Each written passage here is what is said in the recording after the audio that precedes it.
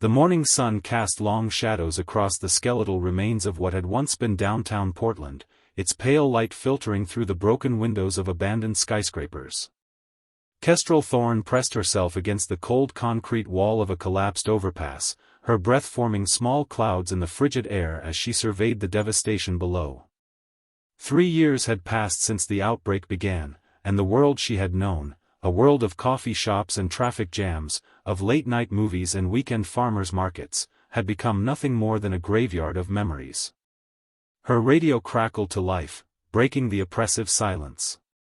"Kestrel, this is Zephyr. I'm picking up movement from the northeast quadrant. Looks like a horde, maybe 200 strong, heading toward the safe zone." The voice belonged to their youngest member, barely 19 but possessing an uncanny ability to read the electronic surveillance equipment they had salvaged from various military outposts. Kestrel closed her eyes momentarily, feeling the weight of leadership settle on her shoulders like a familiar, unwelcome coat. Below her, the remnants of humanity huddled in what they called the Haven, a fortified compound built within the ruins of Pioneer Courthouse Square. 734 souls, the last known survivors in the Pacific Northwest, looked to her for guidance, for hope, for miracles she wasn't sure she could deliver. "Copy that, Zephyr. What's their estimated time of arrival?" she whispered into her radio, already knowing the answer would reshape their carefully laid plans. "At current pace, 6 hours. Maybe 7 if we're lucky." Luck. Kestrel almost laughed at the word.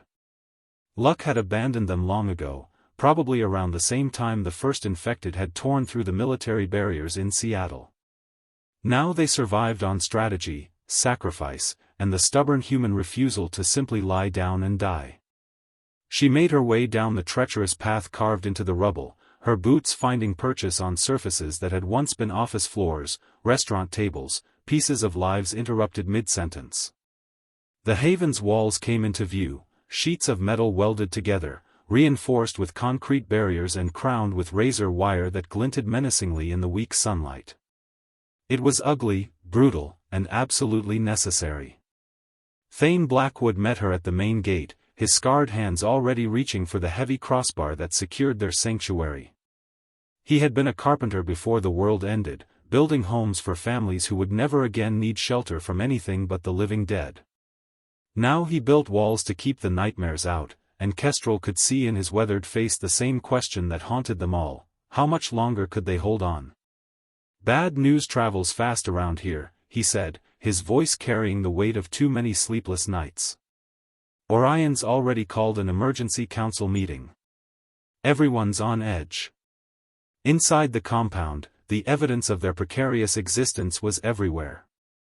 Children played quietly in shadowed corners, their games mimicking the adult world of patrols and resource rationing. Elderly survivors tended small gardens that provided barely enough nutrition to keep them alive. Young adults cleaned weapons with the practiced efficiency of those who had learned that a jammed rifle meant death not just for themselves, but for everyone they loved. Kestrel found the council gathered in what had once been the Fountain Center, now converted into their command post. Orion Ashworth, their de facto historian and strategic advisor, spread maps across a makeshift table while Lyra Nightingale checked and rechecked their medical supplies with the methodical precision of someone who knew exactly how many bandages it took to treat a zombie bite before amputation became necessary. "The situation is deteriorating faster than we anticipated," Orion began without preamble. His gray hair caught the light from their solar-powered lamps, making him look older than his 53 years. "Our scouts report that the infected populations are beginning to move in coordinated patterns. Whatever intelligence they retain from their previous lives seems to be evolving."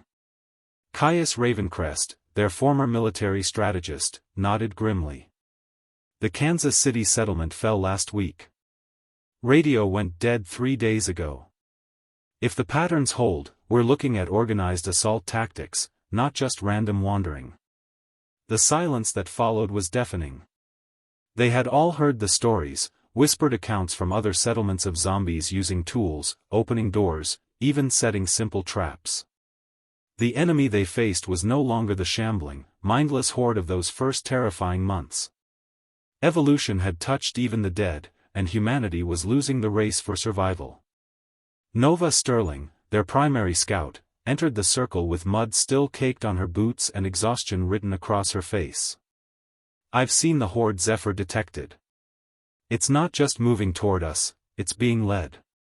There's something coordinating them, something that used to be human but retained enough intelligence to strategize." Kestrel felt her blood turn to ice. They had faced overwhelming numbers before, had survived attacks that should have wiped them from existence, but they had never faced an enemy that could think, plan, and adapt. The rules of engagement had just changed, and she wasn't sure humanity had enough pieces left on the board to win this particular game. The war room fell into a heavy silence as Nova's words settled over the council like a funeral shroud.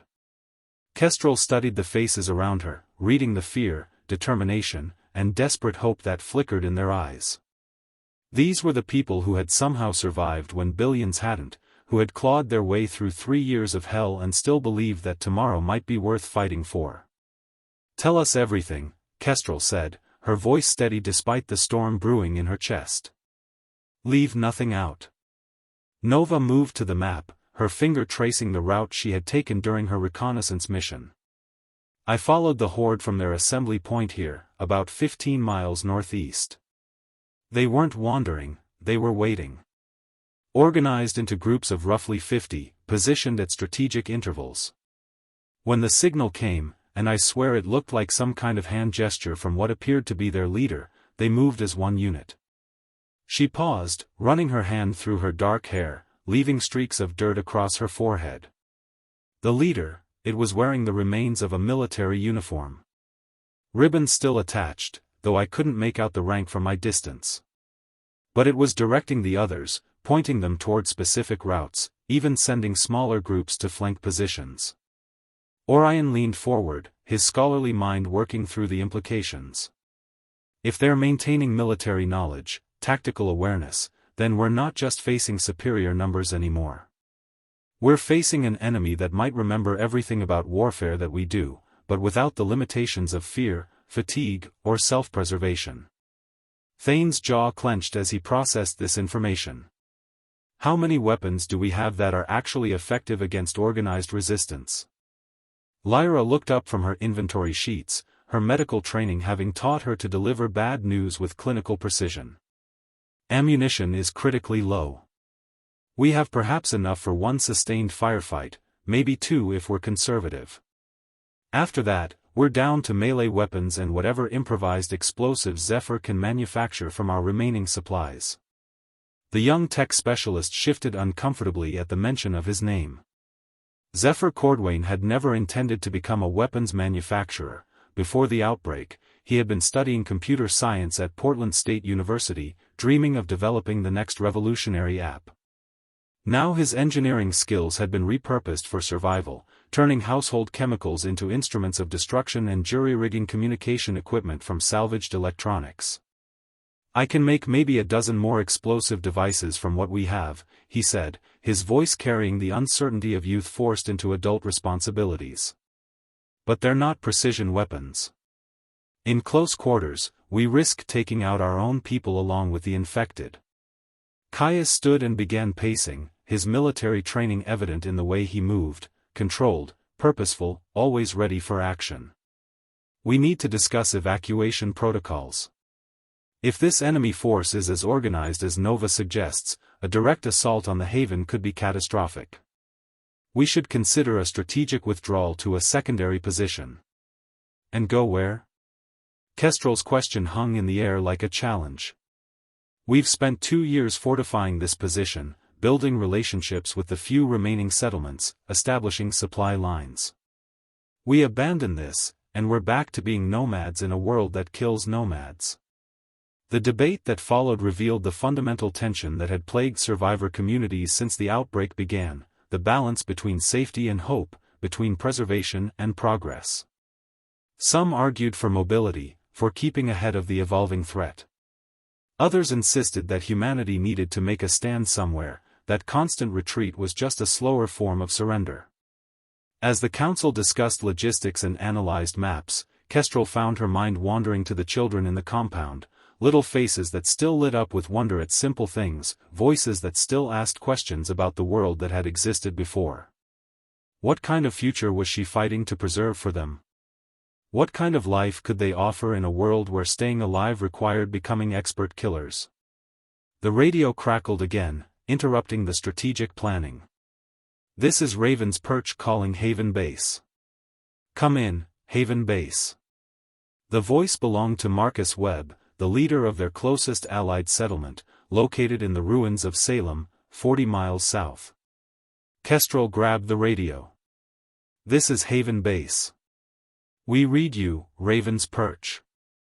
"Kestrel, we've got problems here. Big problems. We're tracking multiple Horde movements, all converging on population centers. This isn't random migration, this is coordinated assault. How's your situation?" The council members exchanged glances.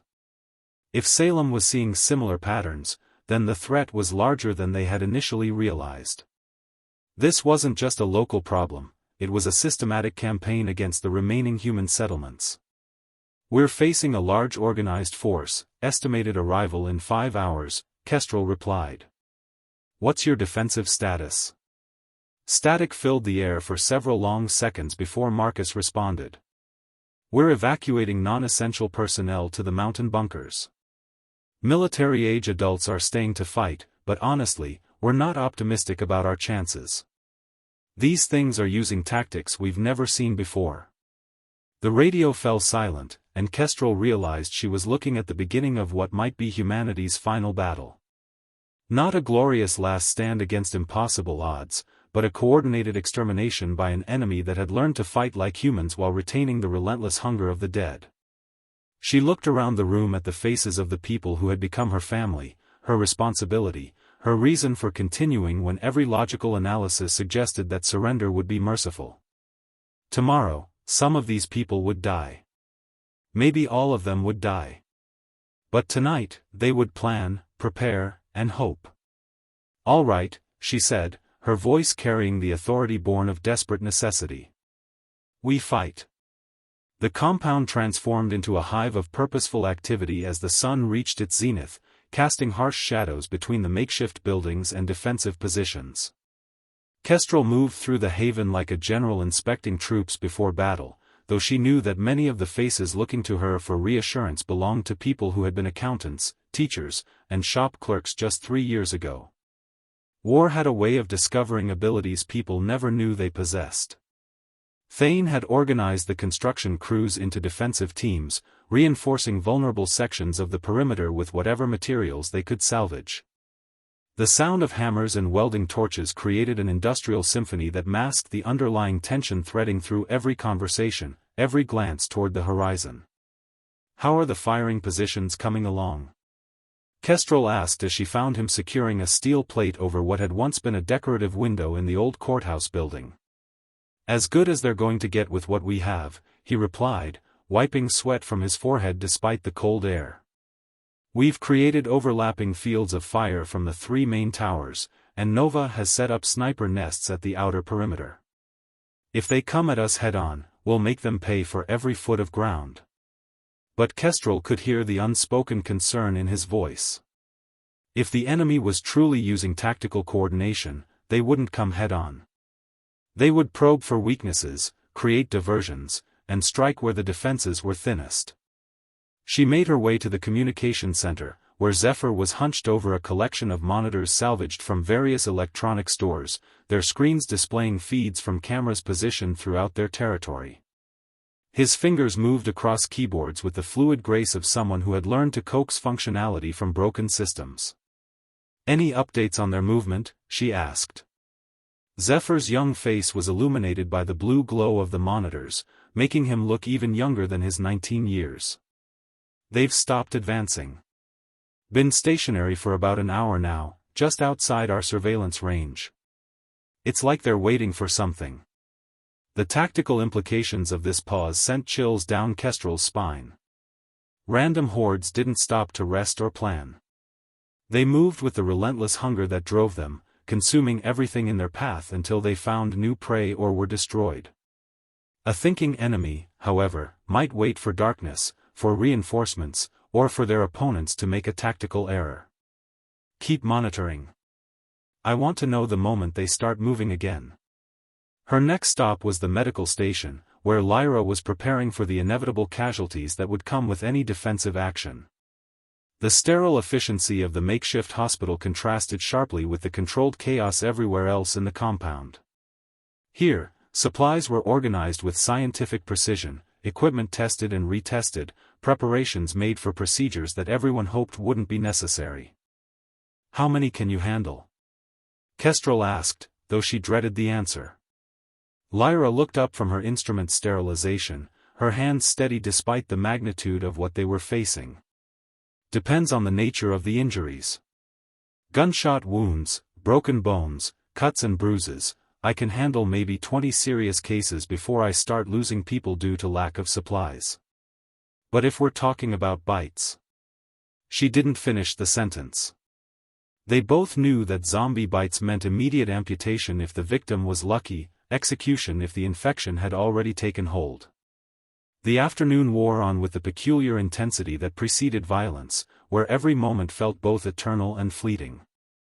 Families said goodbye to each other in the way that people do when they're pretending it's not goodbye at all. Parents tucked children into the underground shelter that had been carved from the courthouse basement, whispering stories and singing songs to mask the sound of weapons being loaded and final preparations being made. Caius gathered the fighters, 37 men and women who had volunteered to hold the perimeter, in the main courtyard. His voice carried the authority of someone who had led soldiers in combat, but Kestrel could see the weight of responsibility in the way his shoulders sagged slightly when he thought no one was looking. "Our advantages are position, preparation, and knowledge of the terrain," he told the assembled defenders. "Their advantages are numbers, coordination, and the fact that they don't feel pain, fear, or fatigue. We win this by being smarter, faster, and more disciplined than they are." He assigned positions, established communication protocols, and reviewed the evacuation plans for civilians if the perimeter was breached. Each person received their assignment with the grim determination of those who understood that failure meant not just their own death, but the death of everyone they had sworn to protect. As evening approached, Nova returned from her final reconnaissance mission with news that confirmed their worst fears. "They're moving again, but not toward us. They've split into 3 groups, one approaching from the north, one from the east, and a smaller force circling to the south. Classic pincer movement. They're going to hit us from 3 directions simultaneously." The War Council reconvened quickly, studying maps by lamplight as the sun disappeared behind the mountains. The enemy's strategy was sophisticated, designed to divide their defensive fire and create multiple breach points that would be impossible to reinforce simultaneously. "We can't defend 3 fronts with 37 people, Caius stated flatly. "We need to choose our primary defensive position and funnel them toward it." Kestrel studied the terrain maps, her mind racing through possibilities and probabilities. Every decision from this point forward would determine whether the children sleeping in the basement would wake up in a world where humans still existed, or whether they would become the final generation to carry the memory of what humanity had once been. "We make our stand at the north gate," she decided. "Collapse the east and south barriers, create deliberate weak points that will draw the secondary forces toward our strongest position. It's risky, but it gives us the best chance of concentrating our firepower." As the defenders moved to their final positions, Kestrel allowed herself one last look at the haven they had built, the gardens where food grew in defiance of the wasteland beyond, the workshops where people still created useful things, the common areas where survivors had learned to laugh again despite everything they had lost. In the distance, the sound of shuffling feet began to echo off the abandoned buildings, growing steadily louder as hundreds of infected converged on the last bastion of human civilization in the Pacific Northwest. The first shots rang out at 11:47 p.m., their sharp reports echoing through the empty streets like the opening notes of humanity's funeral dirge. Nova's voice crackled through the radio network, steady despite the circumstances: "Contact at the north perimeter. Multiple hostiles advancing information. They're using cover. Kestrel crouched behind the reinforced barrier that Thane had constructed from welded car doors and concrete blocks, her rifle trained on the shadows moving between abandoned vehicles in the distance. Through her scope, she could make out shapes that had once been human, some still wearing the tattered remnants of the clothes they had died in, others bearing the uniforms of soldiers who had fallen in the early days of the outbreak. But what chilled her to the bone was how they moved. Not the shambling, uncoordinated stumble that had characterized the infected in the early years, but with purpose and strategy. They advanced in bounds, using building corners and debris for cover, some providing covering positions while others moved forward. "Zephyr, talk to me about the south and east approaches," she called into her radio. "South group is still moving into position, but they're not in any hurry. East group has stopped about 200 yards out. It's like they're waiting for the north assault to draw our attention before they move." The tactical sophistication of their enemy's approach confirmed Kestrel's worst fears. They weren't just fighting an overwhelming force, they were fighting an overwhelming force that understood military strategy. Every advantage that had kept human settlements alive for the past 3 years had just been neutralized. Thane's voice came from the east wall position, "Movement here too. They're definitely coordinating this assault. On your mark, we could collapse this barrier and try to funnel them toward the north gate." The sound of gunfire intensified as the infected closed distance. Kestrel could see muzzle flashes from defensive positions throughout the compound, brief strobes of light that illuminated faces set with determination and fear in equal measure. The defenders were good, better than anyone had a right to expect from a group of civilians forced into warfare, but ammunition was finite, and their enemies seemed infinite. "Lyra, what's your status?" Kestrel called. "First casualties coming in now. Jenkins took shrapnel from a ricochet, and Martinez has a bite on her arm. Beginning amputation procedures."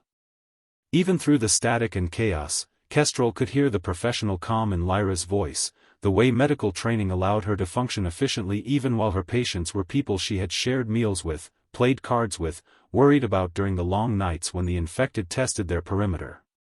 An explosion rocked the north wall as one of Zephyr's improvised devices detonated among a cluster of advancing infected. The flash briefly illuminated the battlefield, revealing the true scope of what they faced, not just the 200 that Nova had initially reported, but easily 3 times that number, stretching back into the darkness like a tide of death. "Jesus Christ," someone whispered over the radio. "Where did they all come from?" Caius's voice cut through the chatter with military precision, "Discipline on the radio. Save the commentary for after we survive this. North team, begin falling back to secondary positions. East and South teams, initiate controlled demolition of barriers in 60 seconds. The retreat was textbook military procedure, covering fire while designated personnel moved to predetermined fallback positions, each team member knowing their role and executing with the kind of precision that could only come from extensive drilling and absolute trust in their companions. But textbook procedures assumed that the enemy would respond predictably, and these infected were rewriting the rules of engagement. As the east and south barriers exploded, creating the deliberate weak points designed to funnel the attack toward their strongest defensive position, the infected responded not with the expected charge toward the breach, but with a coordinated pause. For nearly 30 seconds, the battlefield fell eerily quiet except for the distant moaning that seemed to emanate from hundreds of throats. Then they attacked from all 3 directions simultaneously. "They're not taking the bait." Nova's voice carried a note of panic that Kestrel had never heard from their usually unflappable scout. "Repeat, they are not funneling toward the north position. We have massive breaches at all 3 points." The compound descended into chaos as defenders scrambled to address threats coming from directions they hadn't adequately prepared for. The careful positioning and overlapping fields of fire that had been planned for a consolidated assault became a liability when faced with attacks from multiple vectors. Kestrel made the decision that would haunt her for the rest of her life, however long that might be. "All units, fall back to the courthouse. Initiate Protocol 7. Protocol 7 was their final contingency, the complete abandonment of the outer defenses and a retreat to the main building, where they would make their last stand in the rooms above the shelter where the children and elderly waited. It meant sacrificing the workshops, the gardens, the life they had built, in hopes of buying enough time for the non-combatants to escape through the tunnel system that connected to the old subway maintenance areas. The retreat was a fighting withdrawal through streets they had called home, past buildings where they had celebrated birthdays and mourned losses, around corners where they had shared quiet moments of hope during the brief respites between crises. Each step backward felt like another piece of their humanity being torn away. Thane appeared beside her as they reached the courthouse steps, his face streaked with smoke and blood from a shallow cut across his forehead. The tunnel system is compromised. Zephyr detected movement in the maintenance areas. Somehow they found the escape routes.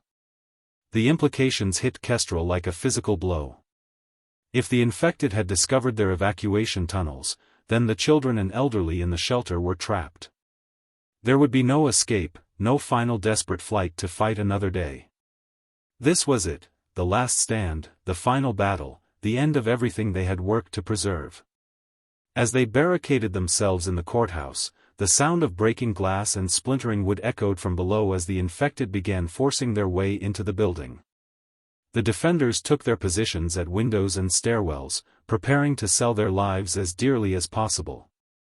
In the shelter below, 73 children and elderly survivors waited in darkness, listening to the sounds of battle overhead and wondering if the morning would bring rescue or silence. The infected reached the courthouse's main floor at 1:23 a.m., their arrival announced by the sound of the reinforced doors being systematically destroyed. Unlike the mindless battering that characterized early encounters with the undead, this assault was methodical, coordinated strikes at weak points, the use of improvised tools to pry apart barricades, even what sounded like simple problem-solving as they navigated obstacles. Kestrel positioned herself at the top of the main stairwell, her rifle aimed down the marble steps that had once welcomed citizens seeking justice and now served as the final barrier between the living and the dead. Behind her, the remaining defenders had created a semicircle of defensive positions, using overturned desks and filing cabinets to create cover. "Ammunition count," she called softly. The responses came back in whispers, 7 rounds. 4 rounds. Empty, switching to melee. The numbers painted a picture of desperate mathematics, where each bullet had to count for more than it was worth, where missing a shot meant more than tactical failure. Thane crouched beside a shattered window that overlooked the compound's main courtyard, keeping watch for any attempt to access the building from the outside. "Movement on the roof," he reported. "They're trying to find another way in." The tactical sophistication continued to astound and terrify. The infected weren't just pressing a frontal assault, they were conducting a proper siege, probing for weaknesses, coordinating multiple approaches, displaying a level of strategic thinking that suggested their retained human intelligence was far more intact than anyone had dared to fear. A crash from the basement sent shockwaves through the defensive positions. Lyra, who had set up her medical station in what had been the judge's chambers, looked up from treating a wounded defender.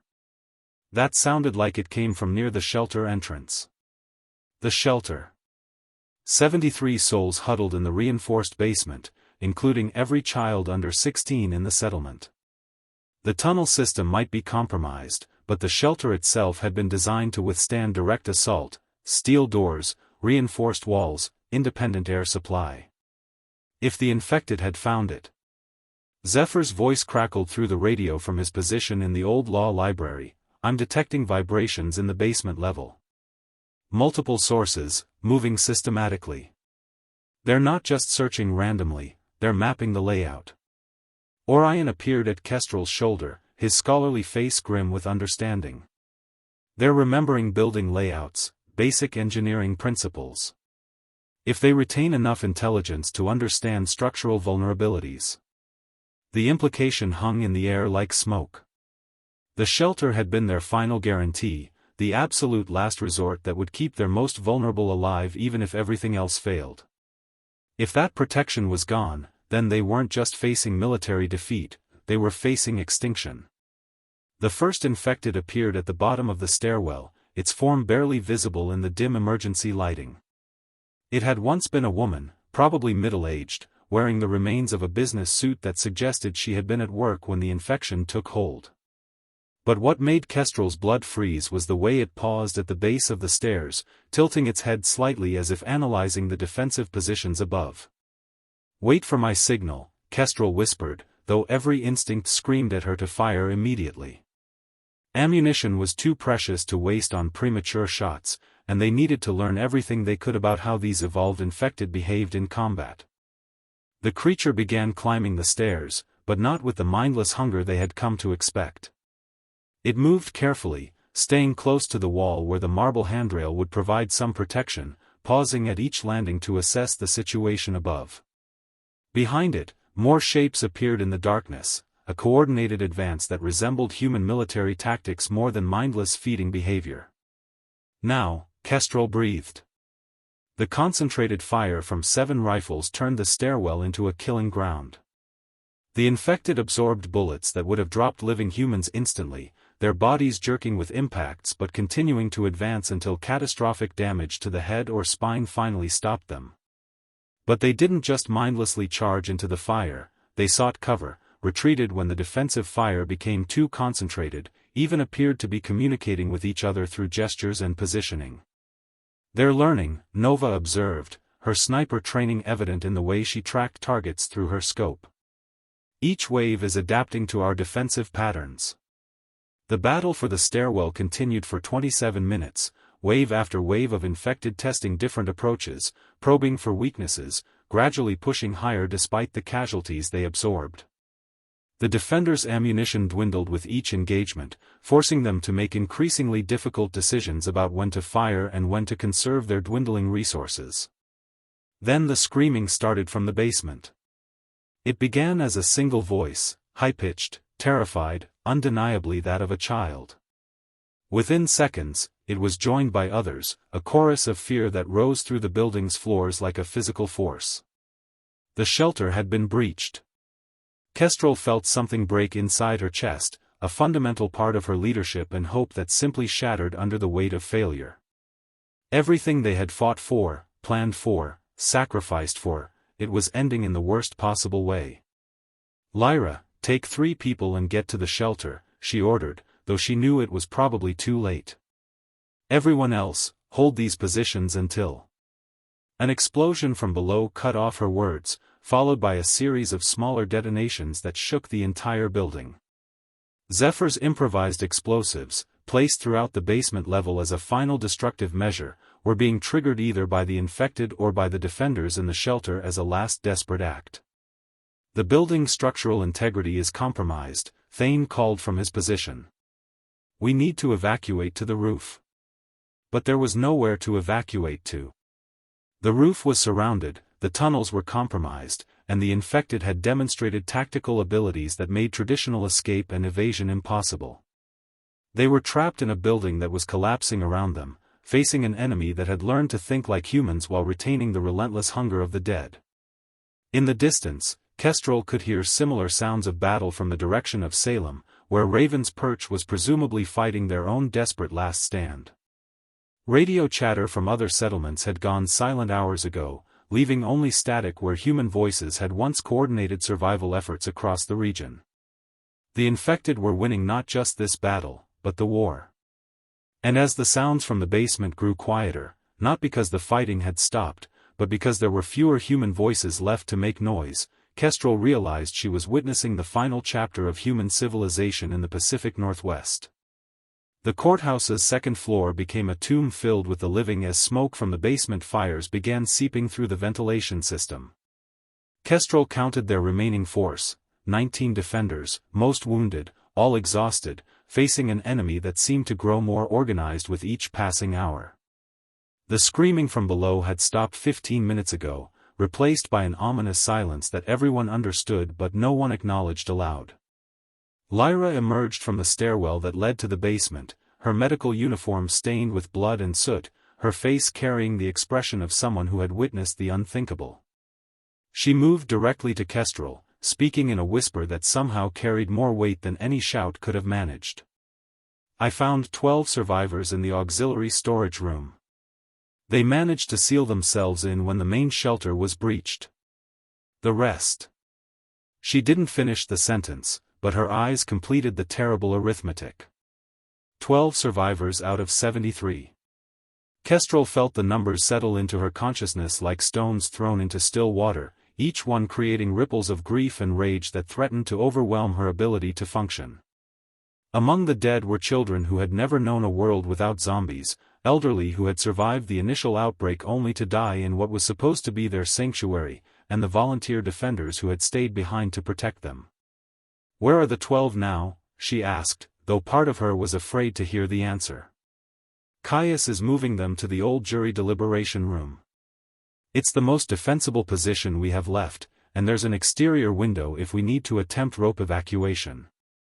The sound of systematic destruction continued from the floor below as the infected methodically cleared each room, their search pattern suggesting they understood the building's layout well enough to avoid wasting time on areas that couldn't contain survivors. It was a chilling demonstration of retained intelligence applied to the task of hunting down the last remnants of humanity. Zephyr appeared from his monitoring position, his young face aged by the night's horrors. "I've lost contact with all external surveillance. They've either destroyed the cameras or learned to avoid them. But I'm picking up radio chatter, fragmented transmissions from what might be other survivor groups." He handed Kestrel a portable radio, its speaker crackling with distant voices distorted by static and distance. "Overrun at the university, coordinated assault on 3 fronts, anyone out there, last transmission." The voices painted a picture of simultaneous attacks across the entire region, a coordinated campaign that had been planned and executed with military precision. This wasn't the random spread of infection that had characterized the early outbreak, this was genocide, systematic and thorough. Thane moved between the window positions, checking sight lines and assessing their remaining defensive options. "We can hold this floor for maybe another hour, 2 if we're lucky. After that." He gestured toward the windows that overlooked a 3-story drop to concrete below. The tactical situation was hopeless, and everyone knew it. They were trapped in a burning building, surrounded by an enemy that outnumbered them 50 to 1, running out of ammunition and options. But within that hopelessness, Kestrel found a strange kind of clarity. If this was the end, then it would be an ending they chose, not one that was imposed upon them by mindless hunger. "Nova, what's the situation outside?" Their scout had maintained her position at the north-facing window despite the increasing danger, her sniper training making her the best qualified to track enemy movements in the darkness below. "They've pulled back from the immediate perimeter. Maybe 50 yards out, maintaining positions that give them clear sight lines to all exits. It's like they're waiting for something." "Waiting for what?" "For us to run out of ammunition, maybe. Or for the building damage to force us into the open. They don't need to assault us directly, they can just wait for desperation to drive us to them." The psychological sophistication of their enemy's strategy was perhaps the most frightening aspect of their situation. These infected weren't just retaining human intelligence, they were applying it with the patience and tactical thinking of experienced military commanders. They understood that time was on their side, that every minute of siege brought their prey closer to making fatal mistakes. Orion approached the group gathered around the radio, his historian's mind working through implications that extended beyond their immediate survival. If they're coordinating attacks across multiple settlements simultaneously, then there's a command structure. Some kind of hierarchical organization that's planning and directing these operations. The implication was staggering. Not just scattered groups of intelligent infected, but an organized force capable of strategic planning on a regional scale. It suggested that the zombie evolution had progressed far beyond anything they had previously imagined, that somewhere in the infected masses was a leadership capable of military campaign planning. "We need to get word out," Kestrel decided. "Other settlements need to know what they're facing." "Zephyr, can you boost the radio signal?" "I can try, but it means using our backup power reserves.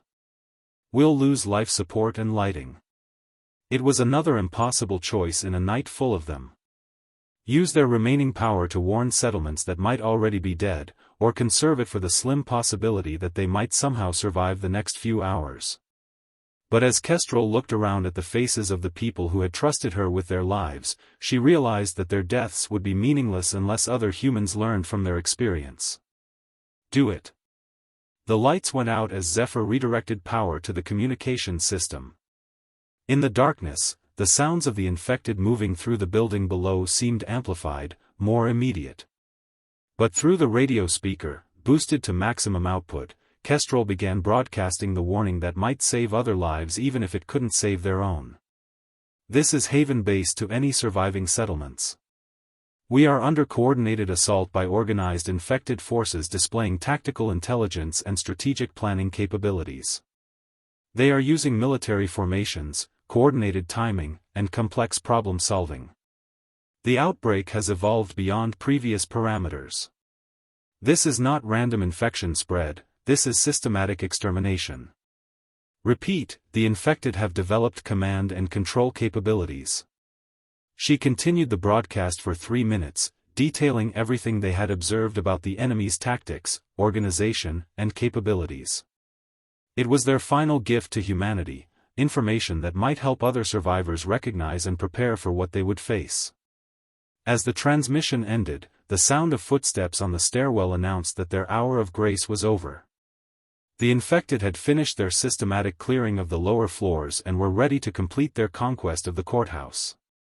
In the darkness of the jury deliberation room, 12 children and elderly survivors waited for salvation that would never come, while 19 defenders prepared to make their final stand in a battle that had already been lost before it began. The darkness transformed the courthouse into a maze of shadows and echoing footsteps, where every creak of settling timber sounded like approaching death.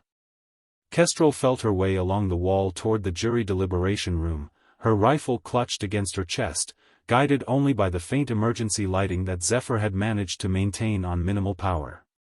She found Caius standing guard outside the reinforced door, his military bearing evident even in the dim light. Inside, she could hear soft voices, the 12 survivors whispering reassurances to each other, sharing what might be their final moments of human connection. Among them were old Mr. Hensley, who had been the settlement's librarian and unofficial keeper of pre-outbreak knowledge, and little Arya Mossinghoff, barely 7 years old, who still drew pictures of the world she imagined existed beyond their walls. "Status report," she whispered to Caius. "They're as secure as we can make them. The door will hold for a while, and there's a window that leads to the fire escape. If we can create enough of a distraction." He didn't finish the sentence because they both knew the mathematics of their situation. 19 defenders against hundreds of organized infected, with limited ammunition and no reinforcements coming. Any distraction would be brief, and the fire escape led to a courtyard surrounded by enemies. The sound of systematic destruction grew closer as the infected methodically cleared each room on the second floor. Unlike their previous random search patterns, this advance was thorough and professional. They were checking every possible hiding place, every potential defensive position, eliminating all alternatives before moving to their primary target. Nova's voice whispered from the communications area, "Kestrel, I'm picking up radio transmissions. Might be other settlements." Kestrel made her way through the darkness to where Nova crouched beside the radio equipment. The speaker crackled with distant voices, fragmentary communications that painted a picture of similar battles being fought across the region. "Salem is gone. Repeat, Raven's Perch has fallen. Estimated 400 infected moving south toward the coast settlements. Coordinated attacks beginning simultaneously across 7 locations. Leadership structure evident. They're being directed by something that remembers military training." The confirmations rolled in like funeral bells. Every Allied settlement, every pocket of human resistance that had managed to survive for 3 years of desperate struggle, was being systematically eliminated. The infected weren't just hunting, they were conducting a campaign of extermination with the efficiency of a military operation. There, Nova pointed to a voice emerging from the static. "That's coming from the east. Maybe the mountain settlements." The transmission was weak but clear. "This is Eagle's Nest calling any surviving stations. We have visual confirmation of organized infected forces moving in coordinated formations. Estimate battalion strength elements conducting simultaneous assaults on all known human settlements. This appears to be a planned operation with central command authority. We are implementing Protocol Omega and going dark. Good luck to anyone still fighting. Protocol Omega. Kestrel knew what that meant: the complete abandonment of radio communications, the destruction of all equipment that could be used to track or locate survivors, the final retreat into deep hiding with no hope of rescue or reinforcement. It was the protocol designed for the end of organized human resistance. A thunderous crash from the hallway announced that the infected had reached their floor. The systematic room-by-room clearing was about to reach the areas where the last defenders had taken position. Time had run out for strategy, for hope, for anything except the final moments of defiance. Kestrel gathered her remaining people in the hallway outside the jury room. 19 faces looked to her in the emergency lighting, faces that had shared 3 years of desperate struggle, of small victories and devastating losses, of the daily choice to continue existing when existence seemed pointless. "We've fought for 3 years to protect what's in that room," she said, her voice carrying clearly despite being barely above a whisper. 12 people who represent everything we've been trying to preserve. Our families, our future, our proof that humanity deserves to continue. The infected were 3 rooms away now, their systematic destruction moving inexorably toward the last human stronghold. The sound of splintering wood and tearing metal provided a macabre countdown to the final confrontation. "We can't win this fight," Kestrel continued. "But we can choose how we lose it. We can make sure those 12 have a chance to escape, to carry forward the memory of what we built here, to maybe find other survivors and start again." Thane checked his rifle, 4 rounds remaining. "How do you want to do this?" The plan was simple because complexity required resources they no longer possessed. A fighting withdrawal down the main stairwell, designed to draw the infected away from the jury room and toward the building's main entrance. While the defenders engaged the enemy, Caius would lead the 12 survivors through the window and down the fire escape, into whatever chance the night offered for escape. It wasn't a good plan. It probably wouldn't work. But it was the only option that offered any possibility of preserving something from the catastrophe that had engulfed their world. "Remember," Kestrel said as they took their positions, "we're not fighting to win. We're fighting to buy time. Make every shot count, make them work for every foot, and give our people the best chance we can." The infected reached the final corner. In the dim emergency lighting, Kestrel could see shapes moving with purpose and coordination, their retained human intelligence evident in the way they positioned themselves for the assault. These weren't mindless predators, they were soldiers in an army that had declared war on the living. Behind her, she could hear Caius quietly explaining the escape route to the 12 survivors, his voice calm and professional despite the circumstances. Among those voices was little Arya, asking questions about where they were going and when they would come back, her 7-year-old mind unable to fully comprehend that this was goodbye forever. Kestrel raised her rifle and took aim at the first shape to emerge from the darkness. Around her, the last defenders of human civilization in the Pacific Northwest prepared to make their final stand, not for victory, but for the slim hope that somewhere in the chaos of the coming battle, 12 people might escape to carry their memory forward into whatever future remained. The infected rounded the corner, and the last battle for Haven began. The final firefight lasted exactly 11 minutes and 37 seconds, though to Kestrel it felt like both an eternity and an instant. The infected approached with the disciplined advance of soldiers, using covering fire from those armed with salvaged weapons while others moved forward in tactical bounds. They absorbed casualties with the indifference of the dead while pressing their assault with the intelligence of the living. The defenders fought with the desperate precision of those who knew each bullet might determine whether humanity continued to exist. Thane's rifle cracked steadily from his position near the stairwell, each shot carefully aimed and devastatingly effective. Nova had found a position that allowed her to engage targets at range, her sniper training evident in the way she systematically eliminated the infected who appeared to be directing the assault. But ammunition is finite, and the dead are patient. One by one, the defensive positions fell silent. Orion was overwhelmed while defending the archive room, dying with his hands still clutching the historical documents he had spent 3 years collecting. Lyra continued treating wounded defenders until an infected that had once been a surgeon efficiently dismantled her medical station, forcing her to use her scalpels as weapons in a final, futile defense.